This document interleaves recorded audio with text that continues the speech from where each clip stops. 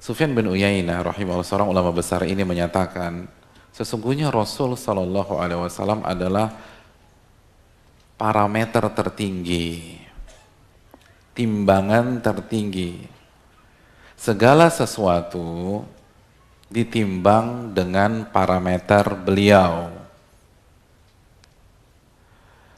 Segala sesuatu ditimbang dengan standar beliau. Semua yang beliau lakukan dan semua yang ada dalam diri beliau itu semua parameter, baik akhlak beliau, sejarah kehidupan beliau, petunjuk beliau, itu semua parameter. Fama wafaqaha fahuwal haqq. Apabila sebuah hal atau sebuah sikap sesuai dengan apa yang ada dalam diri beliau, maka itulah kebenaran. Dan apa yang menyelisihi beliau, itulah kebatilan. Apa maksudnya Al-Imam Ibnu Jama'ah memasukkan riwayat ini ke dalam bab tersebut?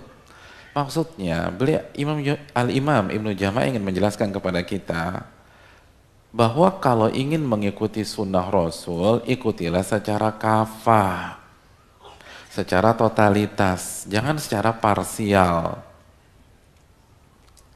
Sebagian orang ketika mengklaim mengikuti sunnah itu hanya dari sisi penampilan, walaupun penampilan bagus, hanya dari sisi sholat. Shollu kama ra'aitumuni usolli, sholatlah kalian sebagaimana kalian melihat aku sholat. Ya, sholat adalah ibadah terbaik di dalam Islam setelah syahadatain. Sholat bagus, tapi jangan hanya sholat. Karena semua dari beliau itu adalah parameter kebenaran. Selain sholat, zikir, penampilan, janggut misalnya, cingkrang, atau hijab, atau cadar, akhlaknya juga harus ikut Nabi SAW.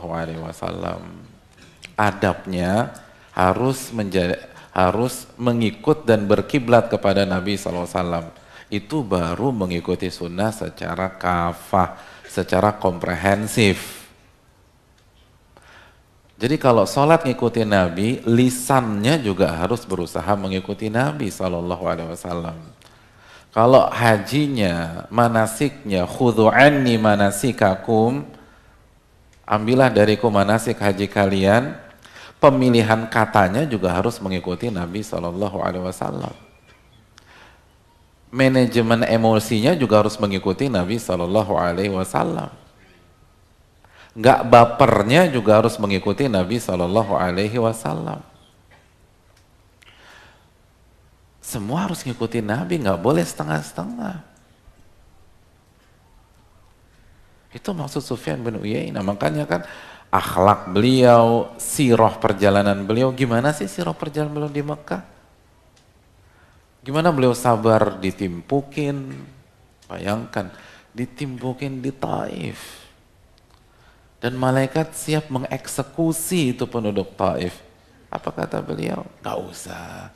Aku masih berharap semoga dari sulbi-sulbi mereka lahir generasi yang mentauhidkan Allah dan tidak mensyirikkan kepada Allah Subhanahu wa taala sesuatu apapun. Atau bisa begitu? Kita bisa begitu, ditimpukin nih. Ya Allah. Nah itu tuh dilatih, hadirin. Gimana nggak dendaman? Gimana punya akhlak gampang maafin orang? Katanya kan sunnah Nabi. Ini sunnah Nabi ini. Sunnah Nabi kan bukan hanya satu, bukan hanya dua. Ini sunnah Nabi. Bahkan ini sunnah Nabi yang merupakan usul ahlu sunnah wal jamaah.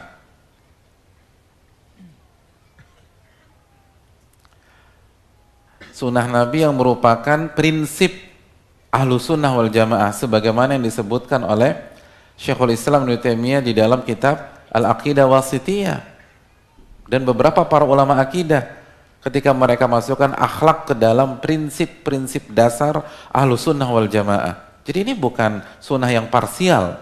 Masalah akhlak Bukan masalah furu, tapi masalah usul.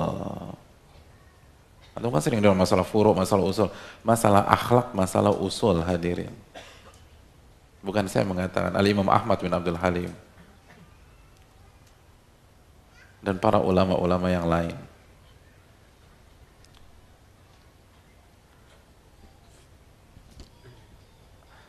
Makanya beliau mengatakan wa ya'taqidun makna qaulin Nabi SAW akmalul mu'minina imanan ahsanuhum khuluqa wa kama qala. Ahlu sunnah wal jamaah sangat meyakini makna sabda Nabi SAW, orang mukmin yang paling sempurna imannya, yang paling baik akhlaknya. Saya benar-benar yakin tuh bahwa akhlak yang mulia itu adalah parameter keimanan.